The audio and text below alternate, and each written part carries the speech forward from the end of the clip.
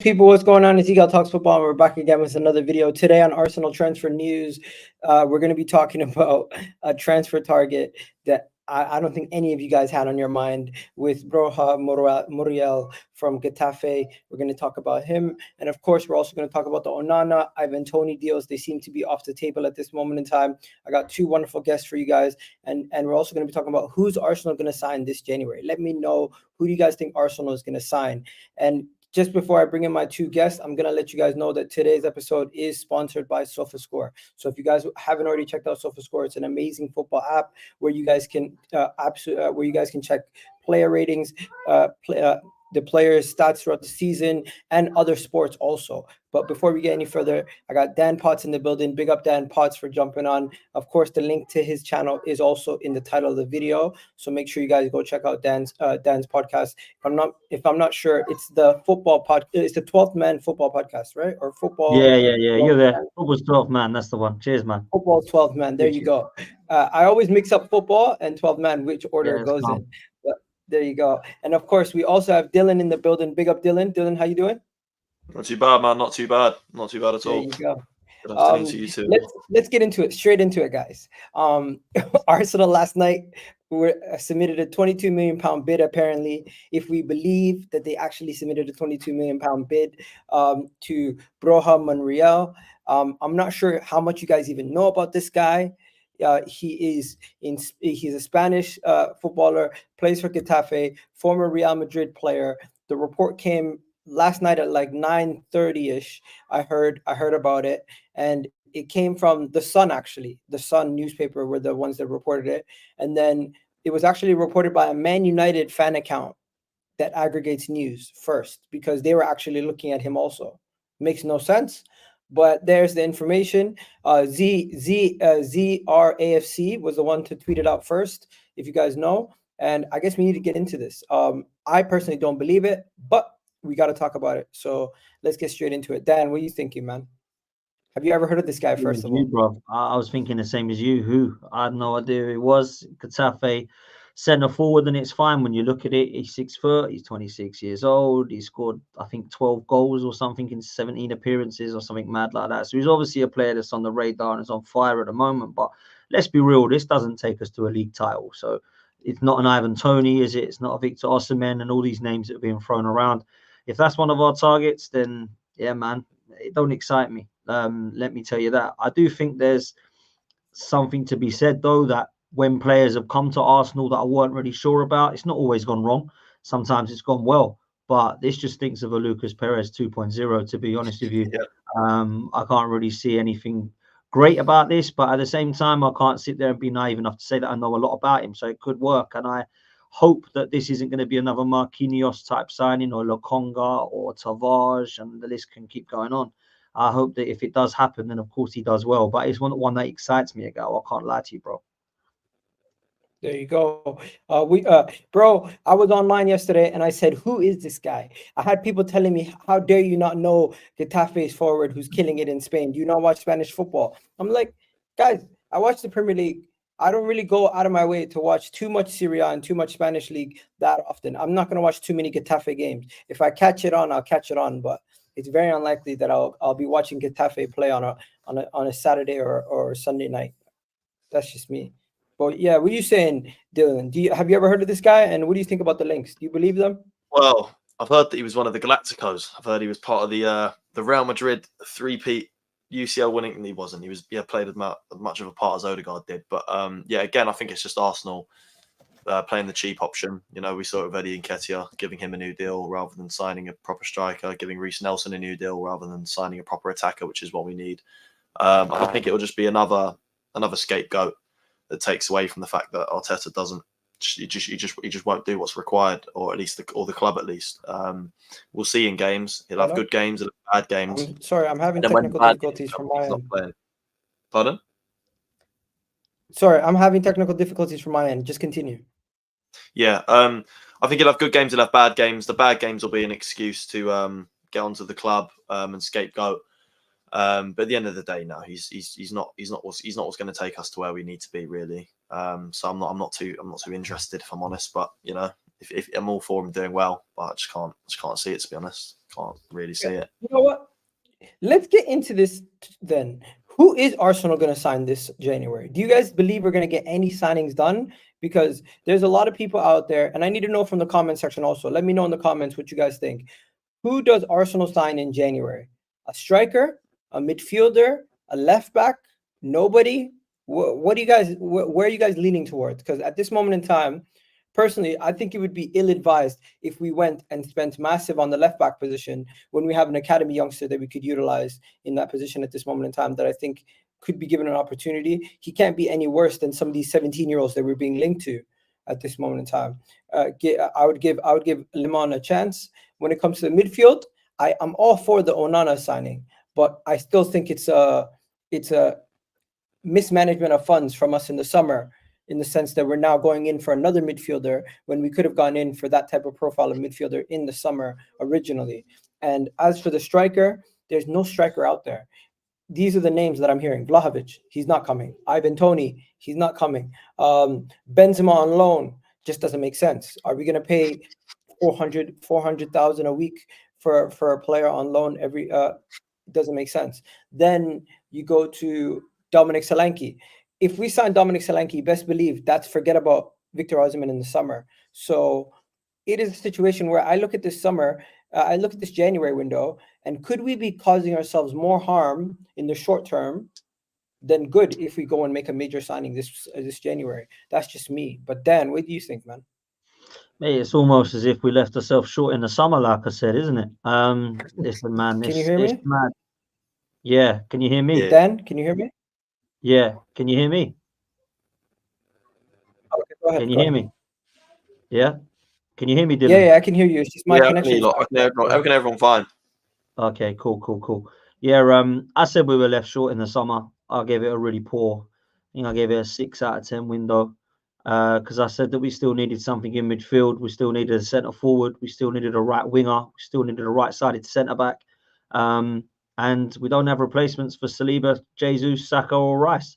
And Partey is always injured still, and Timber is now always injured. So I'm looking at it thinking, yeah, maybe it wasn't an 8 or 9 out of window that people were giving it. I didn't quite understand that it was ever an 8 or 9 out of 10 window for me.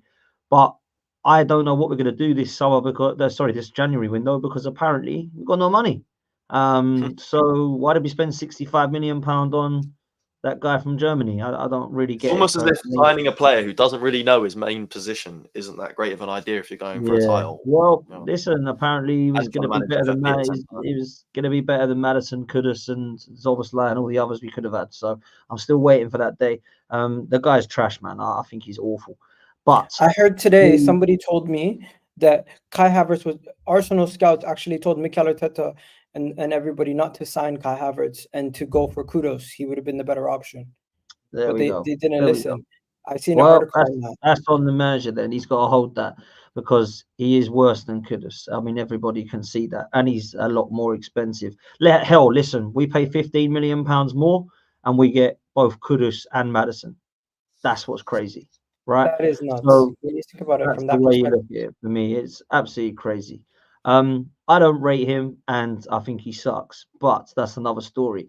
But he is the reason that we haven't got any money, or he's part of the reason that we haven't got any money, apparently, if we believe that. If we link with Onana and Zubimendi, proves we've probably got 50 million-ish for a midfielder. Does that mean that we've got that on top of the 25, 30 million that we're probably going to offer this dude if we want him? I don't know. I think we need a midfielder and a striker in this window. That's what I think, at the bare minimum. And some might say that we need another fullback as well, but I just don't know why we just don't go and get Kieran Tierney back, personally, because that'd be cheaper option, and he's one that actually can defend. But that's he wants to play. Is he he wants to play? Yeah, he's He back doesn't fit. want to come He's back. back fit, but it's not going to happen. He doesn't want to come back, and Arteta doesn't rate him because he can't play inverted. And Arteta's only able to coach people that can play inverted. If you can't play inverted, he's not a good enough coach to get you playing well enough. So unfortunately, you got no place in the team. Bizarre, but there we go. But for me, a striker and a midfielder is what we need, Gal. What do I think we'll get? I really don't want to call this one, bro, because I feel like we're going to get a midfielder, but that's it. That's what I feel. But I don't know who. Okay, this is the thing, Dylan. with that being said, are you in the same boat? Are you're not sure? You don't trust the club at this moment in time to get the business done that we need in January? Again, I'm only 19 years old. Since supporting Arsenal Football Club, I've never trusted the club to do what's necessary in the transfer window. Yeah, That's fair. this club, like honestly, I can name you on one hand the amount of signings where I've gone, we needed that player and we got that player, and it's crazy to see the amount of money he's just thrown away. You know, when you look at like the amount of money he's been given since coming in, and the amount that's gone on players that aren't even like anywhere near our starting 11 anymore. You look at players like Lokonga, who's never going to have a place here, that cost what? We had Tavares, who spent loads of money on. Like there's players we spent silly amounts of money on that are just going to waste at this point. So no, I don't really trust the club to make the right additions in the January transfer window. But you know, I mean, what can we do at this point? I mean, at the end of the day, the general consensus of Arsenal fans, you know, say just back him, just back him. At this point, it's got to a point now. We're halfway through the season. He's already bought Kai Havertz. He's made his bed. If he wants to go and lay in it, then he can go and lay in it. He's got a January transfer window to turn it around. If he doesn't want to turn it around, then he's only gonna mess it up for himself. That's how I see it at the minute, because there's nothing we can. It's all on him at this point. So over to you, Arteta, at this point, from my perspective, to be honest. Over to you. If it's completely down to him now. Okay, is Onana even the midfielder that we need? Because I heard someone was telling me Onana, you're going to be looking at him in a year's time, saying to yourself, you signed the profile of player that you don't want. Or are you guys looking at Onana and saying, you know what, we could utilize a midfielder, he would be a good signing to come in? Because any signing we make in January that is a permanent deal could end up biting us. Like January signings happen in the past. Every signing is a risk, right? So it doesn't matter who you're signing. They've got to come on. They've got to fit in. So even when we signed Rice, it was a risk. Yeah, everyone thought it was a quality signing, but it was still a risk. Now, it's turned out not to be a risky signing. It's been a great signing. So it would be a risk to go and get any of these players. However, I look at Onana. He's Premier League proven. He's 22. He can grow. He can actually play in a couple of positions in midfield. Anything going forward, he's no good. He apparently, according to Everton fans, don't let him shoot. It's awful. Don't get him in front of goal. He's not going to score you tap-ins, but he will drive you forward, and he will do all the bits before that and get into the This sounds like the perfect Thomas Partey replacement, if you ask me. Well, there you go. So it could be that. Would it excite me more than Youssef Fofana and Kefren Turan? Probably not, but I will say that at least he's Premier League proven, Amadou Onana, right? So he's doing it in the Premier League right now for Everton. So that is one thing that he's got that's less of a risk than the others. But I think the profile is around about the sort of player that we need. I like the presence. I like the physical attributes. I like the little bit of technical ability that he's got. And I think Everton fans would be really sorry to see him go. So that's always a good sign. And also, I believe, and I don't know how true it is because I'm no ITK, that we were looking at him before when he was linked with West Ham and Everton. So it's not someone that we've never had on our radar. It's a shock for me. Likewise, Zubimendi links as well. Similarly, I think we've always been an admirer of the way that he plays football, but he's a lot more of a deep line playmaker than Onana. And I think Onana can do a little bit of both and play in the 6 and 8. Look at Onana as the Partey replacement and Zubimendi as like the Jorginho potential. There you go. There you go. That makes sense. Yeah.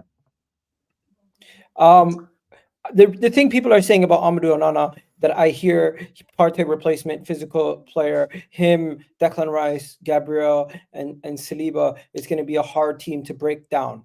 But do we need a midfielder of that ilk right now when our issue is goal scoring? Should we be not focusing on investing in fixing the issue first before going for secondary, tertiary? Yeah, we need both. This is the problem. Sorry to jump in, but we need both. And this is what people say to me all the time.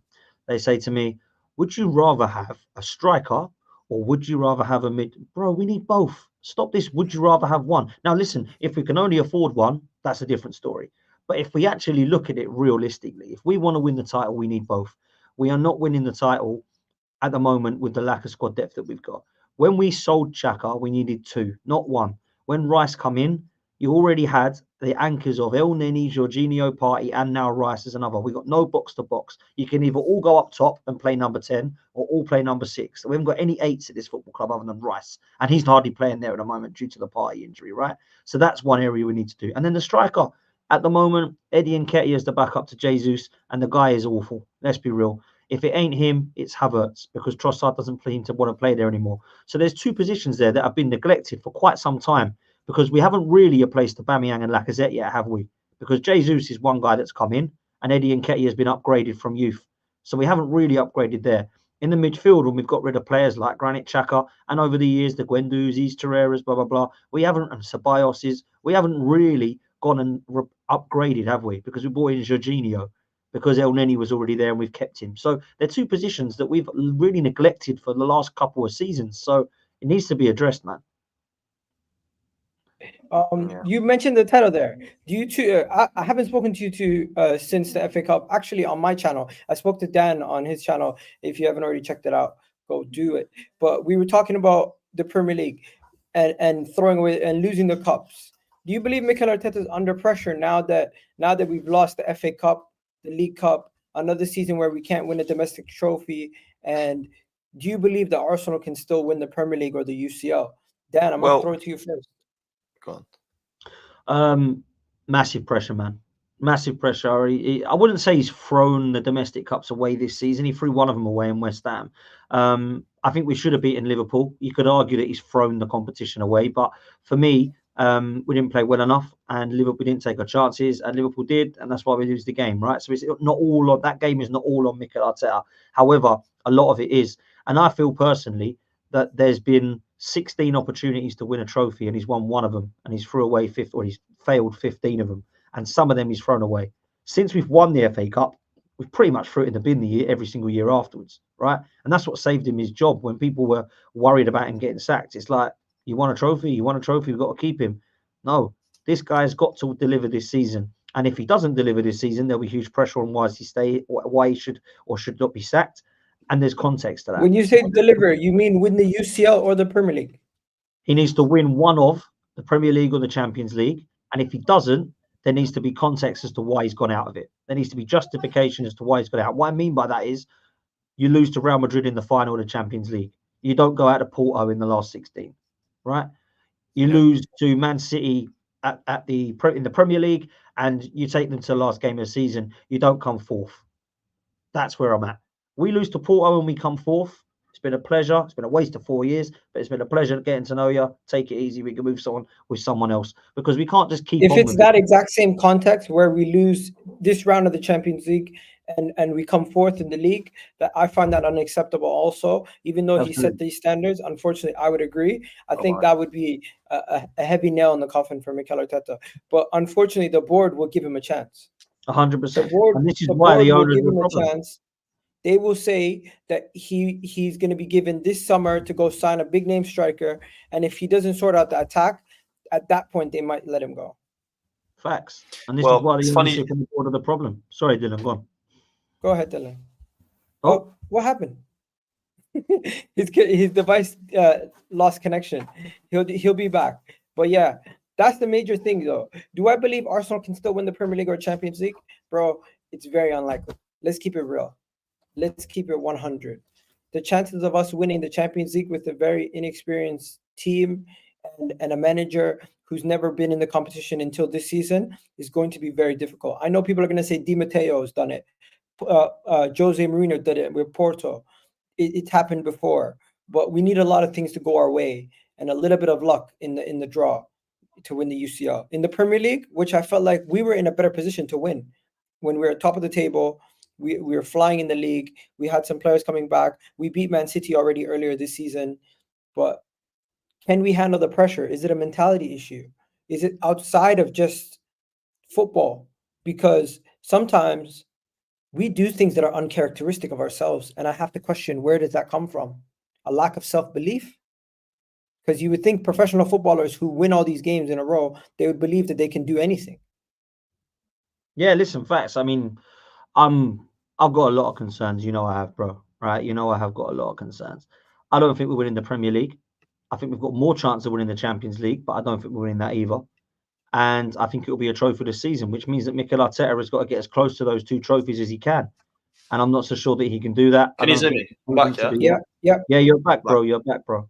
Yeah, you lost connection. Sorry, the camera ran out. The camera ran out. Apologies. That's right. cool, No, what I was going to say is yeah, like you mentioned at the end there, the board are an issue. I don't think he is actually under any pressure, which is the most frustrating thing. I think as much as I say he has to win something this season, Albeit it sounds harsh, he has to win the Premier League or Champions League, although I think he should be able to do that by now after 4 years and the amount of money spent. He's the one that's thrown away the Carabao and the FA Cup, which has left him with those only two options. So it's his own bed he's made. I think if he doesn't win anything this season, major questions do have to be asked. But at the same time, like, I don't think they will. I think the board have got this guy till the end. I genuinely, I think we'd have to have a Chelsea type season of last year for them to even think about getting rid of Arteta. I just think online people are too satisfied with what they're seeing. I just think in general there's really no massive pressure on his shoulders. But I don't know. You never know this club. Do you believe we could still do something this season, or you've thrown it in also? Yeah. No, 100%. With everything you said, you still believe? No, I'm not saying the season's a write-off. I'm not saying that by any means. I'm just saying he's left himself with quite a fucking challenge. You know what I mean? He's got to win the Premier League. We're sat fourth, which I'm not buying the whole we're out of the title race. We're fourth. We're what, 5 points off top or something? Last season, City were 5 points behind us with about a month or 3 weeks to go. We're fine, honestly. In terms of the Premier League, as long as we sort ourselves out, we're fine. We're not too far off to recover that, obviously. But it's where, again, it's a case of if they go out in the January window and they do what's required, because that's what's going to define our season. That's for the Champions League. If he goes out to Porto, I'd leave him out there. But yeah, that's not even an option. If because I'm going to Porto. If they go out there and lose, I swear, oh my god. Oh, you know what? I'm about to say something, and it might get your blood boiling because you've heard this statement many times. We've got a bunch of players coming back from injury. Thomas Partey, he's like a new signing. Timber, he's like a new signing. Zinchenko is going to be coming back. Before you wanted him gone again. Before you wanted my ball gone. Jesus is going to be coming back. Is there some truth to be told that some of these guys coming back could maybe get us back to our best? And we're over exaggerating. I think just the addition of Thomas Partey coming back in will get us straight back to our best. I think we're genuinely, he's our best player. Fact. I don't think I think Declan Rice might be better than him. I think he might be, but apart from that, I genuinely don't think we've got anything that comes close to the level of Thomas Partey. When he's in the team, you see the difference it makes. As soon as he's back, I have every confidence we can beat anyone in the league. It's just a case of having him there and having him fit, which is often quite a challenge. But now Timber as well. Timber will be another addition. The moment he's back, Zinchenko. So the news is Timber is going to be back mid-March. Earliest would be late February. Jesus will be back hopefully the next game. Zinchenko potentially will be back the next game. And Thomas Partey could be back versus Nottingham Forest at the end of January. So start February, going into that Champions League tie, we could potentially have everyone fit except for Timber. Good news. Yeah, that is good. That is good news. The bad news is people can always get injured at any point. So this could happen. We could be in the same circle. You're never going to win the league with a fully fit squad. You're gonna have to be able to manage the injuries. And well, listen, the first 11 doesn't. Is it on the manager, or is it that we just can't cope with injuries because we're still a young team? Squad depth's not good enough, so we can't cope with injuries because the depth is there, but it's not adequate enough. There's a difference between having cover and adequate cover, isn't there? Do you know what I mean? Would you rather be bringing on Eddie Nketiah or Ivan Toney? Would you rather be bringing on Pedro Neto or Reece Nelson? You get my drift, right? So for me, there needs to be upgrades on some of the players that are at this current football club still. Some of the players that we brought in haven't been good enough. Fabi Vieira, Nuno Tavares, Lokonga, etc. But the ones that have been good enough, I'm fine with. But we need to upgrade on the ones that need upgrading. And some of them are quite clear to see. Now, don't get it twisted. Timber, Gabriel Jesus, Zinchenko and Partey, of course, that's great news. It's only great news if that team starts playing like it did last season. If it starts to play with Partey at right back again, and we go this controlled football, and Gabriel drops out the side, and Havertz and Eddie are playing up front together, I'm going to be pulling my hair out. I ain't going to be happy with that. Let me tell you that right now. So if we go in with the best team, which I believe is the same as last season, but obviously Rice instead of Xhaka, and now it will be Raya instead of Ramsdale, potentially Timber instead of Zinchenko for me, because I think Timber's a better player, then we should be able to do and replicate some of the form from last season. But if we don't, then the manager's got to hold that, man. And it's on him right now. He's the manager. He's got to get us playing. If he can't, and it's hard, and there's 2 men on Saka now, and we can't play this week, then maybe he ain't cut out for the job. And we just got to be harsh with this team. This is the 3rd biggest team in England, right? The 3rd biggest club in England. We haven't been acting like it for a long time. We can't keep continuing with this if it goes wrong. We can't just keep giving him another contract and saying, here, have another £200 million and try and buy a striker for the first time in 4 years, and we might do something different. Yeah. Oh, Gal, you're on mute, bro. Look at what a change in ownership can do to a football club, mate. Like, look at Chelsea, for example. I'm not comparing everything that's happening at Chelsea to Arsenal, but they had the sanctions. Their great owner left. They have a new owner, and they've gone down the drain. Similar thing happened to Arsenal when we had these cronkies come in the first place. We had a couple years. We had like, I would say 2 decades of struggle. All I ask you, Gal, is that the owners have ambition to win. And where does that come from? Does that come from us? I think it comes from the owners, because we can only do so much. We can only do the protest in 2021 outside the stadium when the Super League was about. I think massive. Bro, I'll tell you that. I genuinely think that had more to do with COVID. Sorry, what? That protest had more to do with COVID and the Super League than it did the Cronkies. It was not. But the whole protest, the whole idea of the protest, like as much as it was as a result of the Super League, I was there. The motivation of the protest was a lot of people were there for a drink and to chill. Decision to put us in the Super League. Let's be honest, Dan. Were you there? There was a lot of people there. They were just young, drinking. You had people would jump on it, 100%. 100%. You had Thugden and his dad chilling there, partying. Yeah, a lot of it was a Super League. Some of it was young kids going, "Yeah, this is fun. Let's go have a drink and start partying." No, but my thing was, it was to do with the Super League. But the main thing is that the Cronkies are the ones who put us into the Super League. So it was more a thing of the fact that Cronkies weren't doing a good enough job in general. We were a mess, and then the Cronkies on top of that had gone and put us in that. It was a case of Cronky out, like get them out. But I think, and then you notice that a lot of people say it's the backing. Literally the window after that protest. That's when they started spending. We get that winner. Ben White, Tomiyasu, we got Tavares, Lokonga, Ramsdale, Ben White. It's not a coincidence. They got full ownership of the club. And listen, since they got full ownership of the club, we've started to spend money. But spending money is not my issue. Look at the Glazers. They've spent more money than us. Do you want them as your owners? No. So they need ambition to win. And I'm not seeing enough ambition to win so far. Yeah. I've not seen the ambition from the Cronkies to win major honours. I've seen us top 4, they're happy with that. They love that. They love a top 4. Now they're like well happy. And if he gets top 4, we've said it ourselves. That'll be it. If it was Roman Abramovich, he would have been sacked by now already, right? That guy gets rid of managers because he just wants trophies. And you've got to ask yourself, that guy himself is gone. Yeah. No, that's now done. That's now in the history, right? I don't want that Todd Bowley because he's reckless. But when I look at it, I just want an ambitious owner that wants to win. And if it gives me 15 trophies and 15 managers, I don't care. I don't want one manager all the time. This is like, you cannot sack the manager, give him 15 years. No, hang on a minute. Let's be real. It's not Arteta FC, is it? It's Arsenal FC, which means that one day Mikel Arteta will leave Arsenal, whether you see it or whether you did long before him and will long after. Yeah. Exactly. So I don't understand why we have to have a funeral every time a manager gets sacked. This guy's had plenty of time. 4 years, £700 million. Some breaking news. Newcastle, they're in crisis.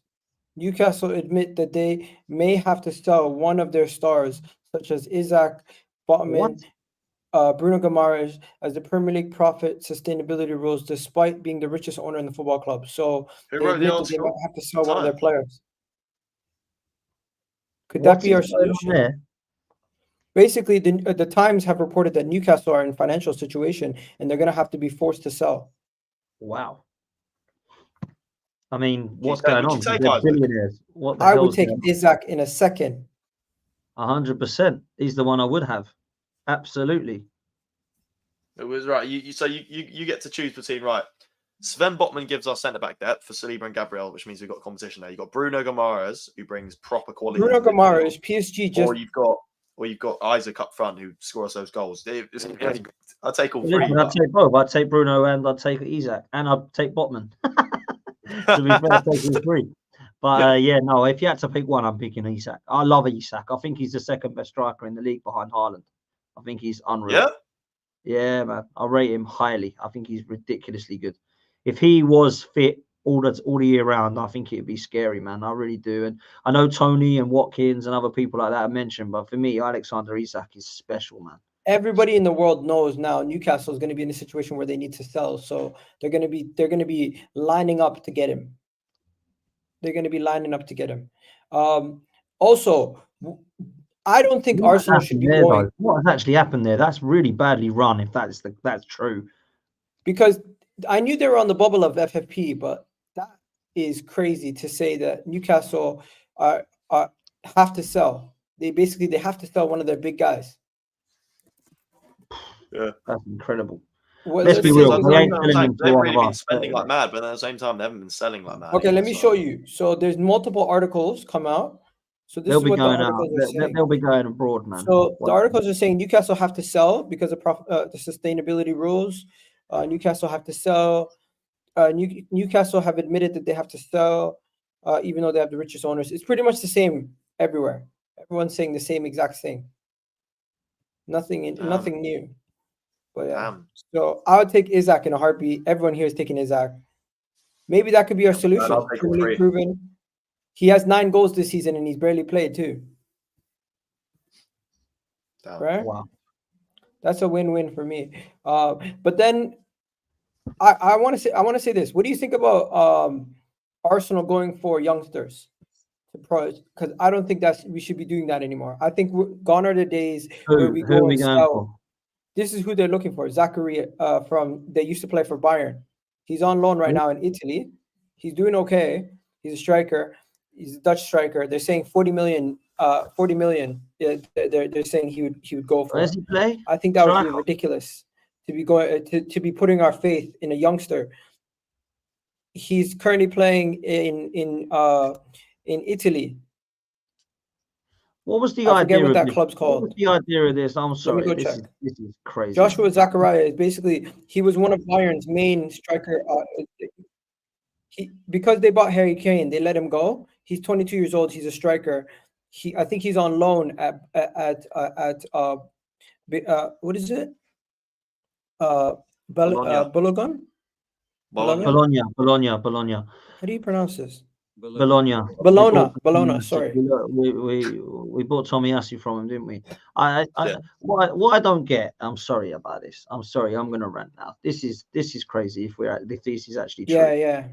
Right? Because for me, there is absolutely no way that we should be linked with players like that at this stage of our phase, process, plan, whatever the hell you're talking about.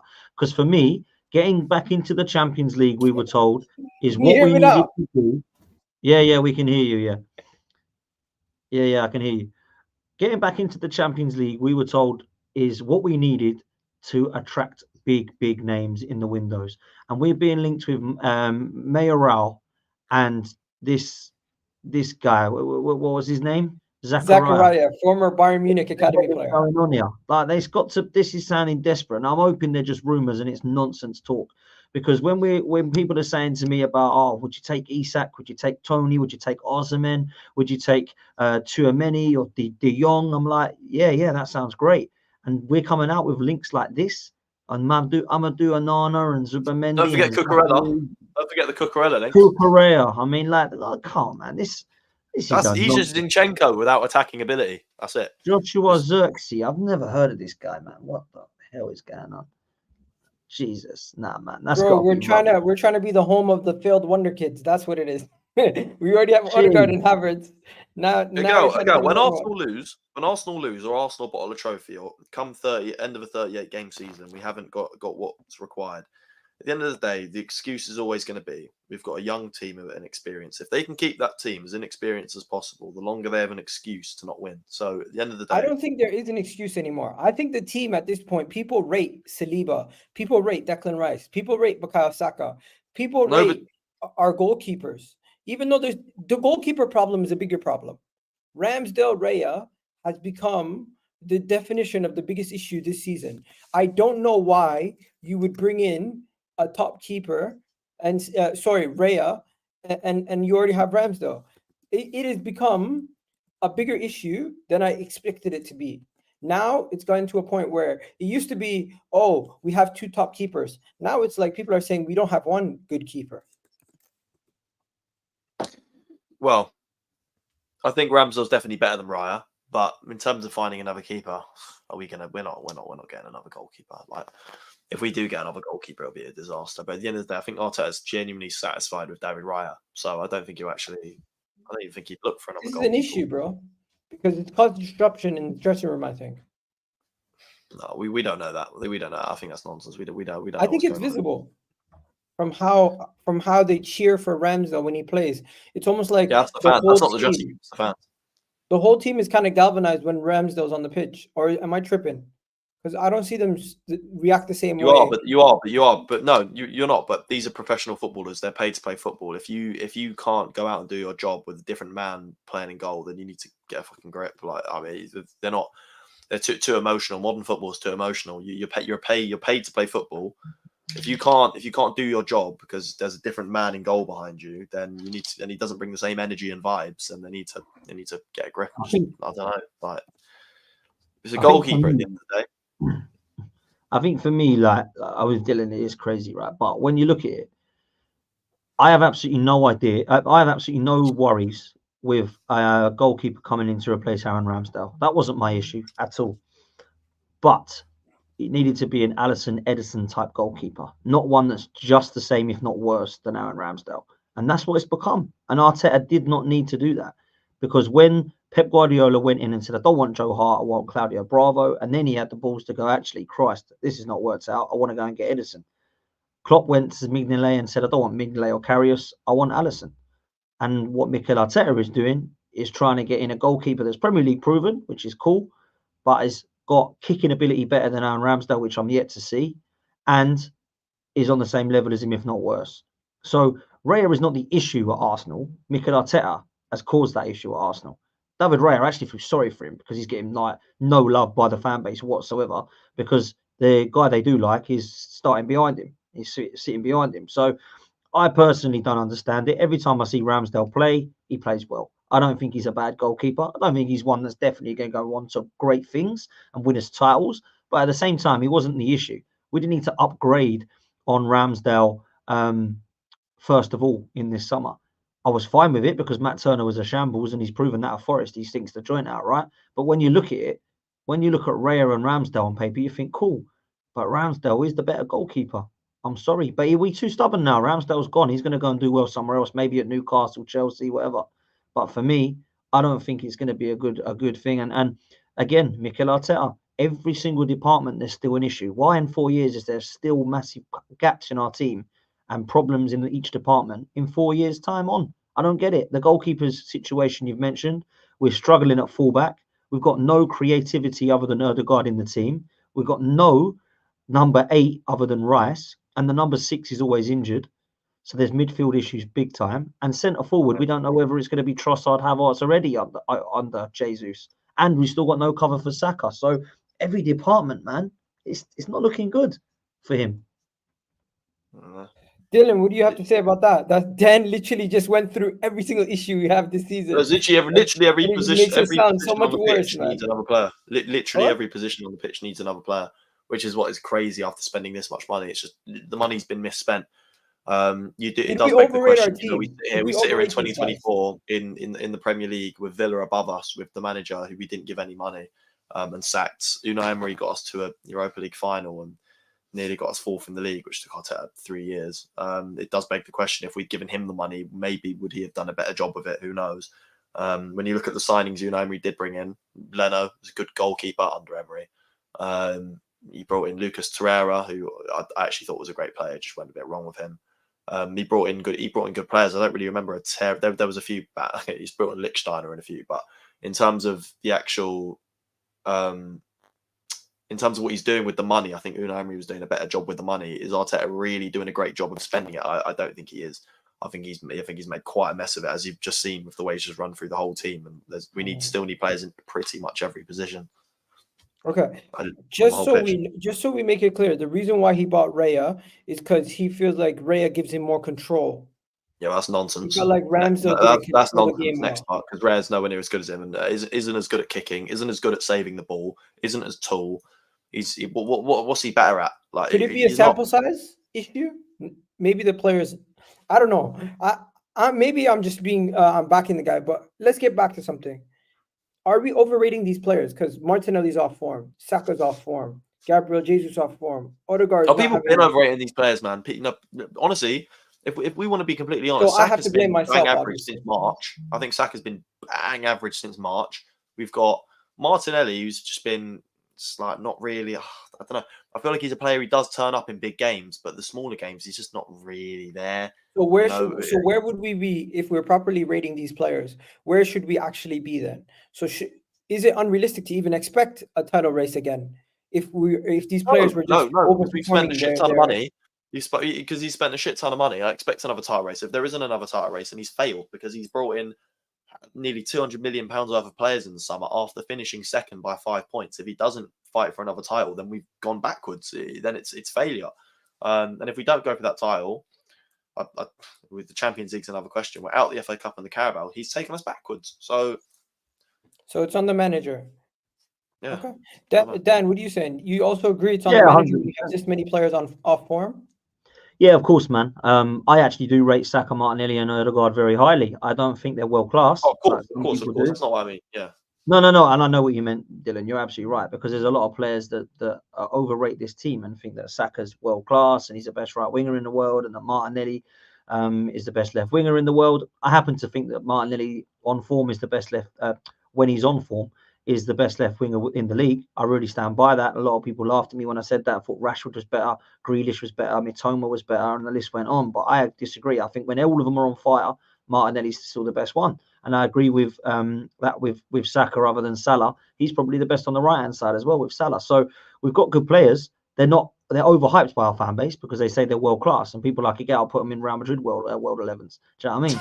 So that's the way it goes. However, I do feel like it's on the manager, because you can't sit there and tell me that now Saka, Martinelli, Odegaard, and Jesus are just poor. And unfortunately, they had a fluke last season, and the manager's now doing all he can with them, and they're just not good enough anymore. And he needs to upgrade on them. No, those 4 players are good footballers, and unfortunately, our style of play and this controlled football and possession-based football has not done them any favours. And let's be real, some of the opposition has worked us out. Put 2 men on Saka or Martinelli, and you will not see a peep out of them. So we have to then do one or two things. We have to change our style of play, or we have to switch them both so that Saka and Martinelli can go on the outside of their players. That's what needs to happen, and put some crosses into the box. So I'd like to see a plan B from Mikel Arteta, and I hope that we get one after we come back from Dubai. You know what? This topic comes up every single stream. Plan B, plan B, plan B. Do we have a plan A? What? Because my thing is, we are playing with our plan B. I genuinely believe Thomas Partey is the plan A. Obviously, yeah. I think we've been playing with plan A literally since the start of the season. I think we I think we've been playing with plan B. We haven't seen one game this season with the full strength team that I know Arteta wants to see out on the pitch. We actually haven't seen one game with that team, which is frustrating, I know.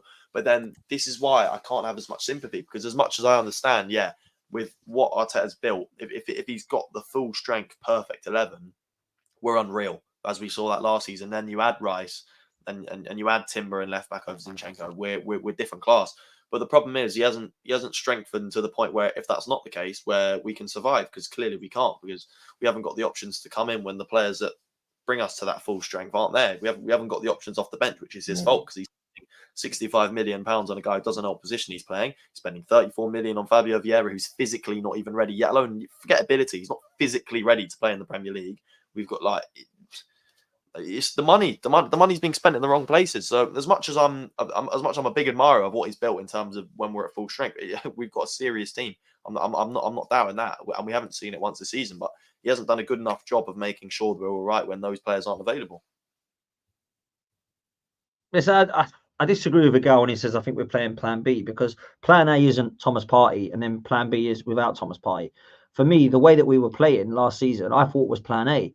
So maybe this season, in the terms of you saying, Gal, that we're playing plan B, maybe that is more of a plan B in terms of our style of play, not Thomas Partey being out. Some of the players are obviously out. We want Timber back in the side, we want Partey. We've talked about that, right?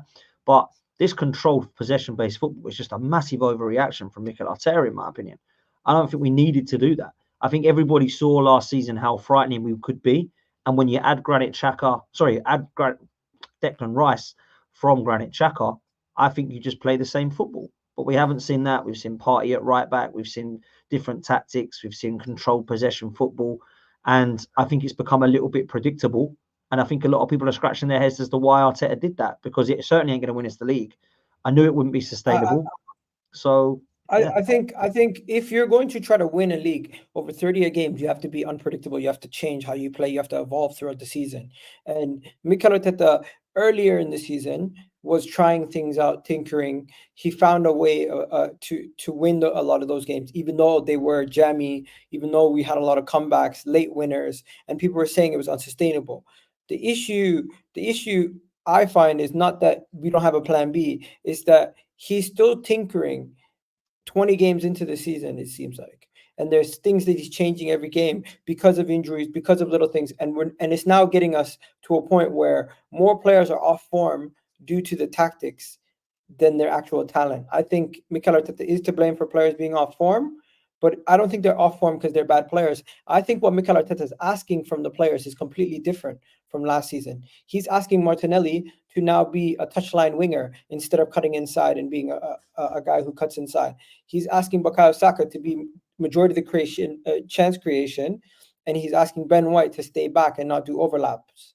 So some of the things that these guys were doing best last season, they're not doing this season, I think due to their own restrictions from the new system. Mikel Arteta, if he does resort back to last season's system, would it just be a situation where people would say, oh, we haven't done enough changes? And it would just be another situation. We'd be in the same situation. People would have probably seen us play this way last year and they would have had a plan for it. So I think it was the right approach to change it, but maybe the way that he's changed it hasn't worked out. I think it was the right approach to change it in certain games, not for the full season. I think if you're going to go and play like that against Crystal Palace away, it's cool. That's a tough place to go. Yeah. Brentford, likewise, tough away games. These are not ones to be laughed at. You don't sit there and go, right. Were you upset about Granit leaving? I was upset that he wasn't replaced because I don't think he has been replaced. I don't think Declan Rice is enough to replace him. That was what I was upset about, because Granit Xhaka was great last season, but let's be real, for 7 years, he was pretty much poor for all of them apart from last year, right? And a little bit of the season before. So I wasn't really annoyed that he went. I was annoyed that we didn't. Yeah, so I wasn't really annoyed that he went. I was annoyed that I don't think that we did enough to replace him, because we needed somebody with Xhaka, not get rid of Xhaka and get one more in and then with same bodies. We needed more than that. So for me, when we were linked with Caicedo and Rice, that was why I was like, well, we kind of need both. We ain't going to have enough money for it, but we kind of need both. So I was hoping that we would go and get like a Yusuf Fofana or a Khéphren Thuram, as well as Declan Rice. But it looks now like we're looking to do something this January, but we really should have done it in the summer. And final thing, we now have a game versus Crystal Palace, a game versus Nottingham Forest. We win those next two games. Can we turn this around, or is it the fact that we've been losing consecutively and we've had a little break now? Do you think they can get themselves back going, or do you think the crisis still continues? What are we saying? How are we going to get ourselves out of this situation? Of course, we're only 5 points off the top of the league. All these teams are going to drop points. That's not the case. The problem is, are they going to do what's required? You don't think we're going to finish fourth at this point? Are they going to do what's required to turn it around? That's my question. Of course, we can turn it around. We're only 5 points off. There's still half a season to go.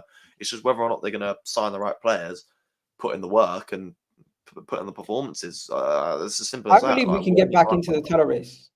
Call me deluded, but I believe we can get back into the title race. Simply, that's not deluded. It's not deluded to say that at all. To get back in the title race, next 3 games. We're still in the title race. We're in it. We just need to win our next 3 games. We beat Crystal Palace, we beat Nottingham Forest, and we beat Liverpool at home. 9 points out of our next 3 games puts us right back into the title race, and we that is a 6-pointer versus Liverpool, and we could literally be right back, either equal or 2 points behind Liverpool come end of January. So with can I touch on that Liverpool game? Can I touch on that Liverpool game? Have you seen the face value of the ticket? It'll be a situation where we'll be 9 points better off. But those points that we dropped versus Fulham and West Ham definitely cost us. Hey, go. On that Liverpool game? Have you seen the face value of a ticket for that game? Go on. It was £137 for an upper tier. I saw in the basket the other day. I think that's gone up since. Hello? I'm not so sure, but 137 quid. I think they're raising the ticket. I know they're raising season ticket prices next season, but right now we're only playing worse, and they're raising them. This is the thing. Like, for me, they know that people are always going to go to the games, so they're going to raise them to what they want. Numbers, yeah. You know, and this is the problem again with the ownership that are sitting there saying they want this money, we want this money coming in. That's great, but where are we going to see it spent on players like Mayoral or players like that Zizarike, whatever the hell his name was? So I don't really understand how much more the ticket prices need to go up. Like for me, it's like saying to you, Dylan, oh, you go and buy some aftershave and you think it's rancid, and then you go, God, I ain't going to buy that again. It was only a £5 though. Then next season they put it up to a tenner, and you go and buy it again. Who's the muppet? You or the people that are selling it? Do you know what I mean? Yeah. So when you look at it like that, Thanks, this is guys. why, you know, Igal, are you back? Can you hear us? Yeah. Oh, cool. So yeah, that's my opinion anyway. It's just a shame the way they look at it. You know, it's like selling out for a few more quid in the club shop at the game, or a few more quid in the hot dog bar. It's just a shame. You know, Are you I talking feel about the like ballot really, system again? no, not that. Just the raising. They keep rising the prices of tickets. It's quite crazy, to be honest. But you know, they care about money and having the most money come out of the stadium rather than having the most noise come out of the stadium. So it's what it is, man. Listen, we just need to make sure we beat Porto and win our next couple Premier League games. Because if we can beat You Porto, think we'll beat Porto? I believe we can beat Porto. Yeah, I think we've got to beat them. Porto are our senior side. They have a lot of older players in their defense, so the experience is definitely going to be on their side. But one thing that we've seen against the Sevilla team, that experience can be one thing, but if you don't have the legs to keep up with some of our young attackers, and you have the confidence in your team, we're going to open you up. In the Champions League this season, we've opened up a lot of teams. Although we've been struggling in the Premier League to score goals at times, in the Champions League, guys, we are one of the highest goal scoring teams. We blow teams away. So No, it's true. You're right. confident. You're right. It's whether or not they've got it. Have they got the minerals on that stage away at Porto? I'm happy we didn't get Inter. That's the main thing. If we would have got Inter this round, that would have been the toughest possible tie we could have got. So I think we beat Porto. I think in the next round, if we can get a good tie, you never know how far we can get in the Champions League because we've never done it before. But just step by step, baby steps. Our most important game is Crystal Palace and the Porto in the Champions League. You guys think we beat Crystal Palace at home? Because surely we can. I thought we'd beat West Ham and Fulham, and we didn't. But yeah, I do think we will. I'm not going to sit there and say we'll lose to Palace because they're in a mess. But I don't also feel confident at the moment the way we're playing, and that is because the manager has not filled me with confidence. So if we can prove that the style can change and that we can turn this around, we're 5 points off of Liverpool. Is it 5? Yeah. So it's not like wow, the season's done. See you later. It's all done. It's over and dusted. But at the same time, we're in this confidence at the moment, which is we can't score goals. And if we can get it, because actually getting the ball to the final third is actually quite simple for us. Yeah. But actually put it in the net is where we've got an issue. And that's got to be improved on, man. Do you think the mentality of the fans affects the club? Yeah, but in both ways. So I think there's an argument to be said, right, that there is toxic positivity. And that annoys me because there are people out there that will say it's only 5-0, at least it weren't 6. There are people out there will go, look, I've seen progress from 5 to 4. That's obviously exaggeration, right? But when I look at it, it's like saying we lost 5-0, but it doesn't matter. It wasn't 6-0. And we come 5th last year. We got 4th this year. It's massive progress. Come on, be happy. And I'm sick and tired of that, to be fair, because when I grew up, Arsenal were winning titles, yeah? And I appreciate that fans like Dylan have not seen that and they want to see it. They're desperate for it. And I feel for people like that, to be fair. But at the same time, and I'm not saying Dylan's one of these people, there is a lot of them out there that think that top 4 is a great season. And it's like, because everyone told us that it's a trophy, right?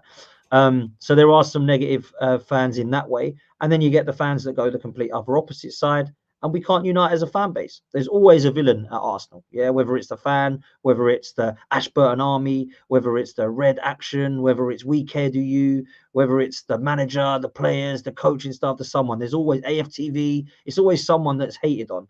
But I don't know why we can't just unite together and actually say, right, are we happy right now? No, because we're not winning. What are we going to do about that? Where do we see it as an issue? We can't do that because everyone's got different opinions, which I love because that's what this is about. That's why we do what we do, right? But at the same time, we really should be looking at where the problem is lying. And if we do not win something this season and we come 4th and we come out, I am going to lay off of our mikel arteta and I'm going to go to the Cronkies and go, what are you guys going to do about that? Nothing. We're going to give him another seat. Right. Well, I want you out then. Arteta, no longer on you. Do what you want, mate. You can come fifth and they don't care. What are you two going to do? Because you should be ambitious enough to say that ain't acceptable. We're here to win.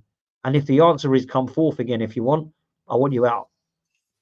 And the next thing is the final thing on the day. When you look over and you see Spurs signing, what do you call it, Timo Werner, and signing this center back, and you see our team, and we're not really looking to do any business, you kind of say to yourself, what do you really think, like in that kind of situation? I'll let you go first, Dylan.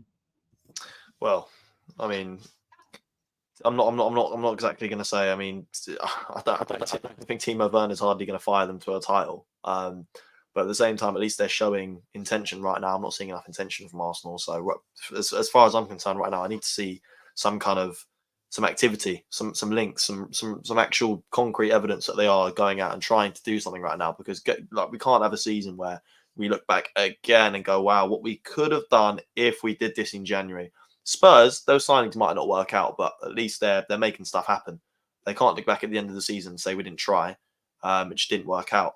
We constantly leave ourselves in a frustrating position of we could have done this, but we didn't because we didn't try and do this. I just don't want us to be left in that position. Is it fair to say we tried to go for it last year and we made 2 good signings in Jorginho? No, we didn't make 2 good signings. We made one good signing who is going to add to the squad depth. Jorginho was all right. It was a stopgap. It was a cheap stopgap that ultimately, it's a player that if it was a 6-month loan deal, I think Jorginho would have been a great signing. I would give Jorginho a 1-year contract extension.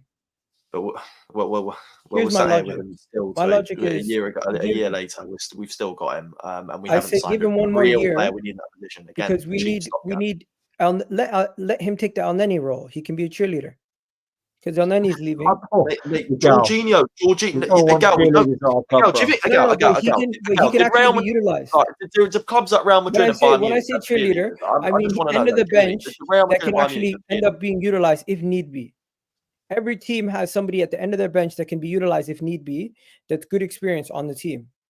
Right, but the Real Madrid and Bayern, do you know who do they have a cheerleader? Do they have like a designated cheerleader? Bro, they literally Barcelona literally signed what's it called, David Alves to just give them experience. That's Barcelona. And where are Barcelona right now in the modern day? They won the league last year. Mate, they're far off. They're far off what they want to be right now. Barcelona. They're working their way back up. Honestly, what I'm trying to say is we don't need a cheerleader. We don't need a. Real Madrid have Jorginho's not sticking around to be a cheerleader. I'll tell you that for free. Jorginho. Okay. Maybe the way I explained it was terrible. Let me give you guys.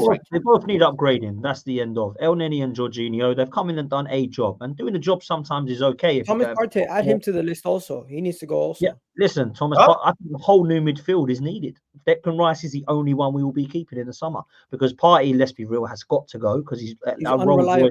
That needs to be now taken back into the before garage. People start saying I'm talking crap and I'm trolling, let me just give you the actual logic. Forget about the cheerleader part. Elneny's leaving. Partey's probably going to be leaving. How many midfielders are we going to actually sign? Well, this is it. We need one now until the summer. This is where I'm looking at Jorginho as one of those guys who can stay and be a stopgap. Because Partey, if he stays one more year, he's leaving on a free at the end of his contract. Either we give Partey a new deal or we give Jorginho a new contract. One of them have to be given a little bit of an extension so we don't have to make too many midfield signings at once. I don't trust this club to go make 3 midfield signings in the summer plus a striker. I genuinely believe we need one now.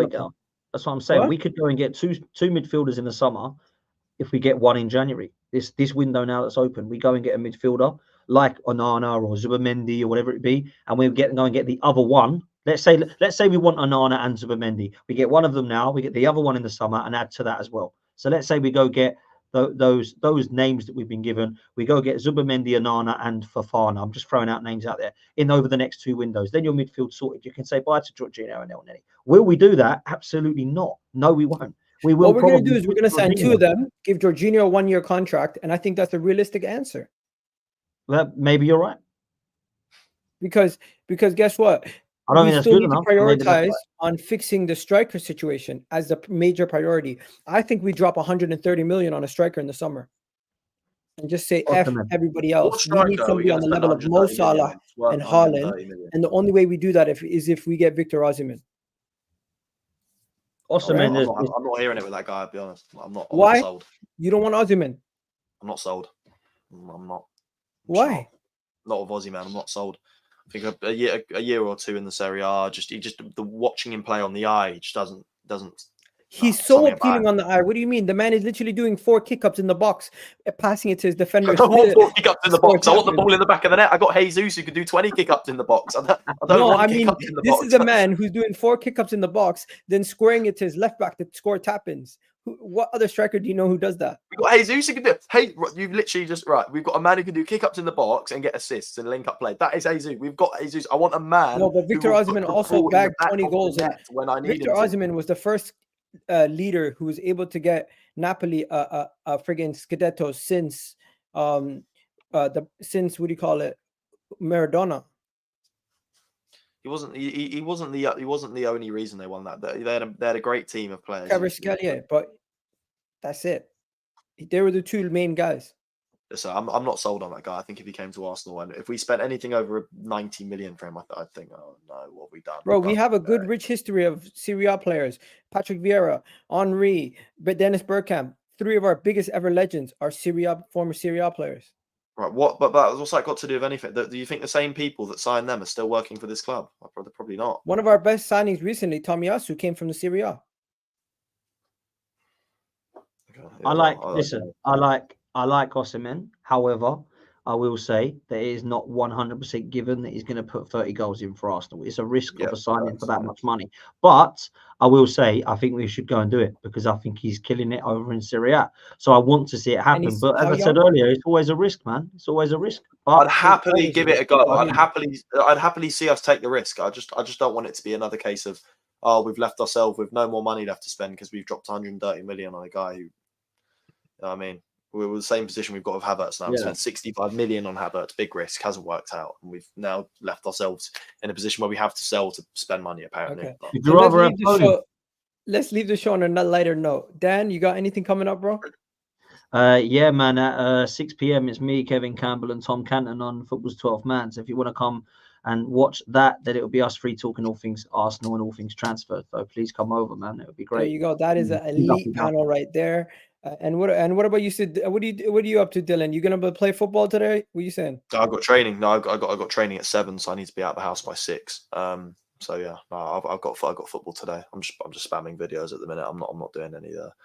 Not doing much of the rest. No, not me. No worries. And I'll try to be back very soon myself, ladies and gentlemen. Hopefully you guys enjoyed the video. Hopefully you guys enjoyed all the talk. Make sure you check out Dan's channel. What time you live again? 6 p.m. in half hour. 6 p.m. Guys, you need to go check that out. Did you already put the link out? Because I can make sure link's out already on my channel. I'll make sure I go redirect to that right now. No, legend. Cheers, man. Let me see if I can find it. You know what? As we're still live, just make sure you send me the link to it, and I'll redirect to that right now. And what do you call it, guys? Guys, if you have anything else that you need to know, make sure you guys go check out my Twitter. I'm always posting stuff on there, and I'm also doing a lot of TikToks and YouTube shorts. You can also check those out. And of course, Dylan's TikTok. What's your TikTok, bro? AFC Dylan. Just AFC Dylan. AFC Dylan. Okay. Yeah. So yeah, Dan, I did make sure I put the redirect so people can go directly to yours right after. So that's great. But yeah, we're out of here, people. Love for the love. You guys have yourselves a wonderful day, and I'll catch you guys on the next one. And make sure you guys go check out SofaScore, wonderful app sponsoring today's video. And I'm just gonna post this at the end of the video.